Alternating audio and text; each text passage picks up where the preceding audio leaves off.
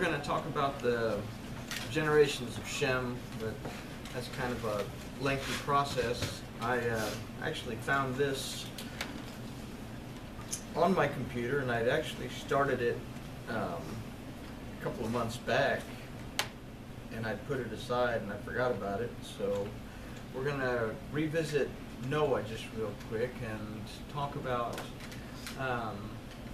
Noah's little bout of drunkenness and Ham and Shem and Japheth and their actions, and kind of get some ideas that we can store away to think about in our day-to-day.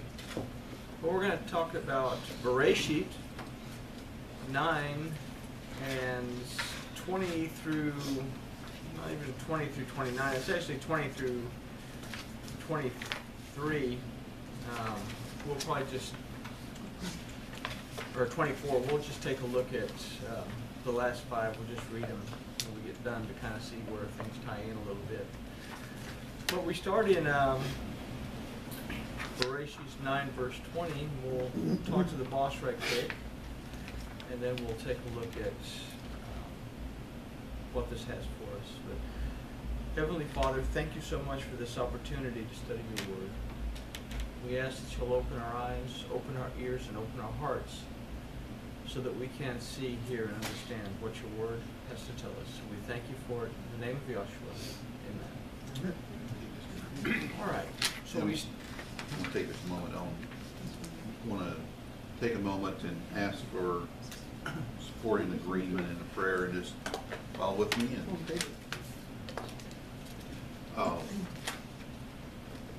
A family, dear friends of mine, lost their 53-year-old daughter today, not today, a week ago, very unexpectedly, and so forth. And so just want to lift them up. I just learned about it today. Their name is Bob and Sue J, and Kathy Plowman was the young woman. And so, Father, as we remember the Jays, the Plowmans, and all the families,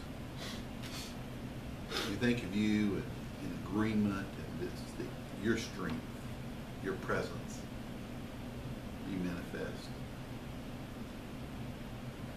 Your loving arms, strength beyond understanding, comfort, being the comforter. Father, as your spirit, your power, your might is upon, in, and through them, as they even gather as a family today in memory of her birthday today and birthday in eternity. Thank you for the Jays and all their service, serving and loving, working with you, your kingdom, the children, that your provision be in their lives. Thank you for that provision. We give you glory, honor, and praise. You have to go on.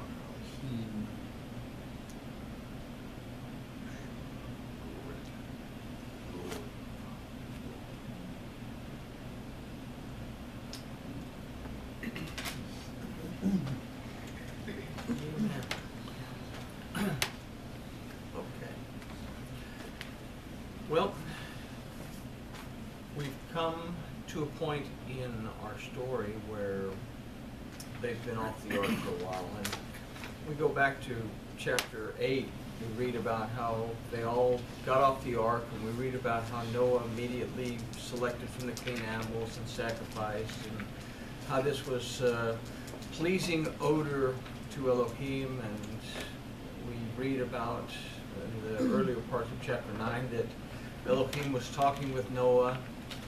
And now we come to a part where it all of a sudden it seems like it slams on the brakes. And in verse 18 it says, "And the sons of Noah that went forth from the ark were Shem and Ham and Japheth, and Ham is the father of Canaan." Now it makes it a point to mention that several times throughout this chapter. And then we read on that these 3 were the sons of Noah, and of these was the whole world, or the whole earth, overspread. And then it just, as if everything is dropped, it goes into verse 20 that says, "And Noah the man of the ground, and in this study it says the husbandman, began. And then it says, and planted a vineyard. And he drank of the wine and was drunk, and he was uncovered within his tent. And we look at this and we say, okay, well, he planted a vineyard and he was picking grapes and he got a little tipsy with the product that he was making. But keeping all of this in mind, that we read about the sacrifice, we read about the communication, and then all of a sudden it kind of slams on the brakes, and then it has this interesting introduction. And Noah the husbandman began and planted a vineyard. And I say, well, began what? So we've learned from our previous studies that Noah means rest. The word used for began in this word doesn't really mean began. The word used is vayachel. The root of vayachel is halal, that means specifically to wound. It means to profane, to defile, to desecrate, as well as to profane, to defile, or to pollute oneself. Down a long list of definitions, it actually means begin, but it means a whole lot of other things before it gets to begin. So I was curious as to why they chose this particular word. If we look at the word husbandman, it's ish hadamah, that literally means man of the soil, or as the Torah says, it means man of the ground. And the soil is what's worked in order to bear fruit.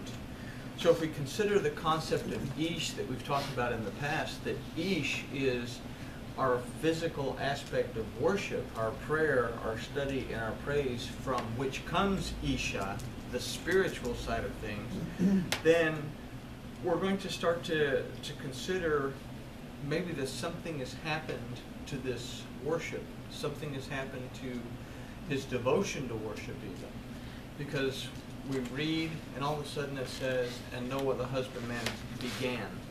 So what we can draw from what we know so far from just these few words is we can consider that Noah didn't devote himself fully to a relationship with Yahweh, but chose to rest in a way that profaned, defiled, and polluted his relationship. What kind of fruit comes forth from this? We read that Noah planted a vineyard. So we have an idea that wine was produced. And we see this in verse 21. And we see also that Noah is in a drunken state. And as a result, he's passed out and asleep. And we get this in verse 24. But his perception and his ability to discern is altered. We can say, I believe in Elohim, while at the same time doing nothing to build a relationship with him. Wine represents blessing. Wine represents blessing. He's just been saved from a cataclysmic disaster. He spent time on the ark learning directly from Elohim. He's been having conversations with Elohim. He's been blessed. But wine represents blessing. So he took in too much wine and became drunk. We ask, can our blessings make us lax in our worship? And this is a serious question, as being lax in our worship can lead us away from Elohim and give us a false sense of security. We consider the churches that we see today that, on fire for God and Jesus and everything in. But we see that Yeshua says worship in spirit and in truth. And a lot of these places are following doctrines that go totally and completely contrary to Torah. And we'll talk about it more in the body of the study, but a lot of rabbinical decrees within Judaism go contrary to Torah. So can we become lax because our blessings are so abundant? So we go to verse 22 that says, and Ham, again, the father of Canaan, saw the nakedness of his father and told his two brethren without. So Ham, we've talked about Ham in the past, means hot. Comes from a Proto-Hebrew understanding that illustrates the separation from water. Ham also has a meaning of to arouse or to inflame oneself. And we read that he was the father of Canaan, which means humility, but also means to come into subjection. And it also means to vanquish, to totally do away with. So we can formulate from this idea that to be separated from the water, one comes forth into subjection. To not be nourished by the word of Yahweh Elohim will lead to a state of bondage. If we don't allow the word to nurture us, we start to enter into a state of bondage. What happened next? Ham saw the nakedness of his father. So let's consider the word for and saw, which is vayareh.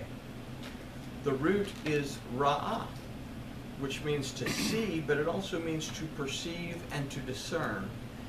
It means to consider and to regard, to pay attention to heed, and to enjoy. But before we can formulate an idea, we have to take a look at the word for nakedness, which is ervat. Ervat does mean nakedness, but it also means improper or shameful behavior, and comes from a root ara that means to be empty. To be empty. So if we start to put that in, it gives us kind of an interesting idea to consider that Noah presented a type of superficial worship absent of the covering of Elohim. It might be a bit much to say that this is improper behavior, but we can say that it was empty and void, the type of worship that was empty and void, and that by improperly resting in Elohim, in other words, not putting forth an effort to worship, this type of thing that's observed by those who have no understanding of the word of Yahweh Elohim are brought into a state of spiritual bondage because of their paying attention to and heeding to what it has to offer. In other words, they're paying attention to things that are away from the word. They're distracted by things that are totally irrelevant. We have the tachanot of the rabbis. We see that there's some groups, even in Judaism, that pay more attention to the Talmud and what the Talmud has to say than what the Torah has to say. As well as in Christianity, that spend more time worrying about what their particular denominational doctrines teach as to what Yeshua taught, if we talk about it from a Christian perspective. They have a form of reverence, but they deny the power, is the way that it was put by Paul.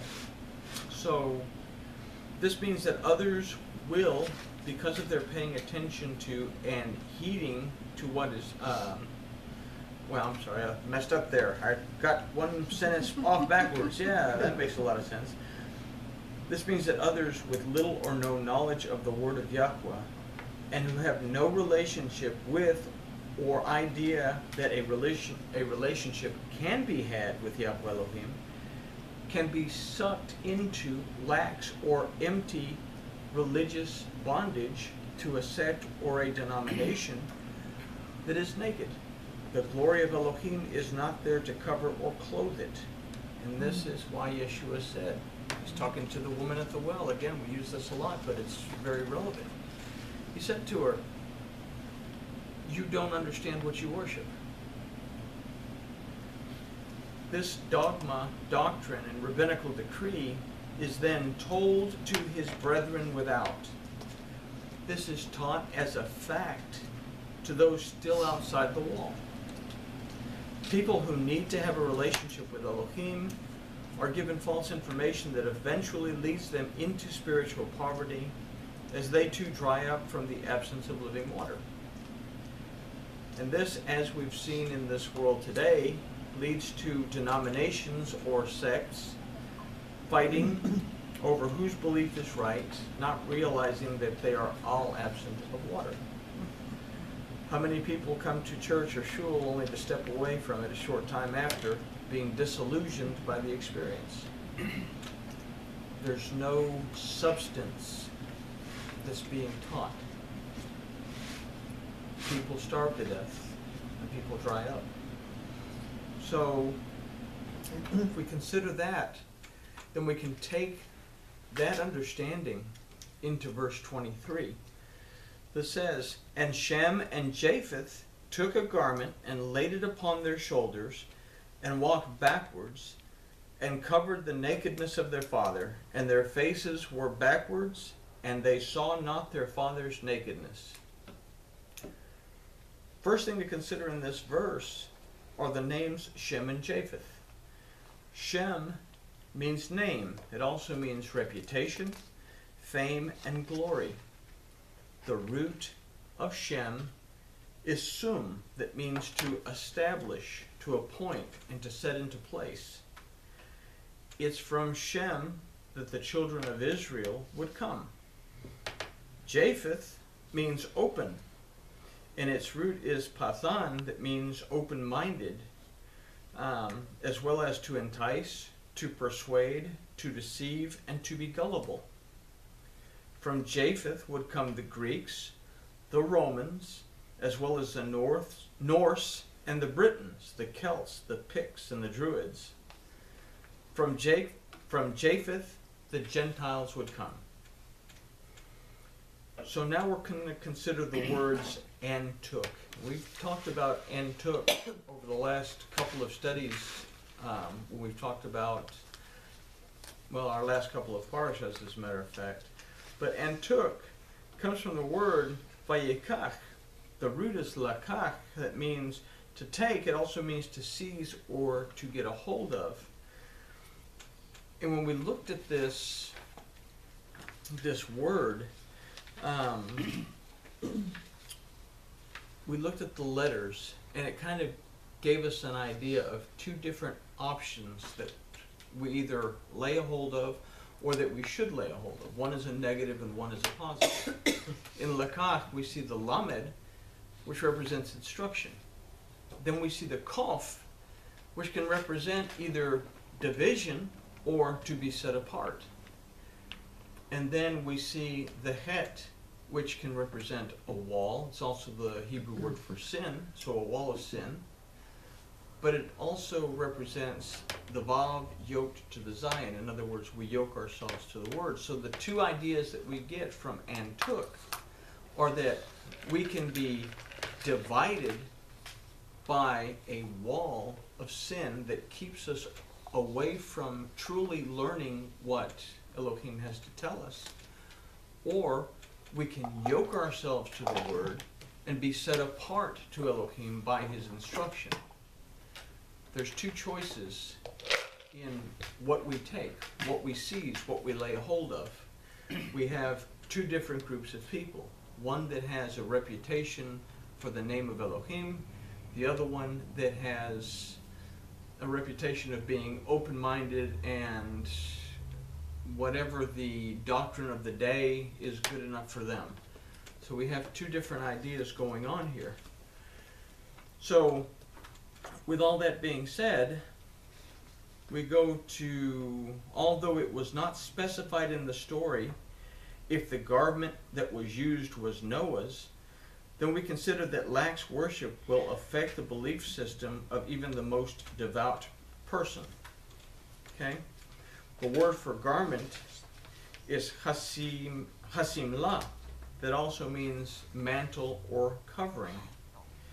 And if we look at the verse, we will note the et before the word hasimlah. From this we consider that the garment that was used to cover a lax form of worship was that of the word, which is represented by the Hebrew object pointer. The root word of hasmilah, or hasimlah, is semel, which means idol.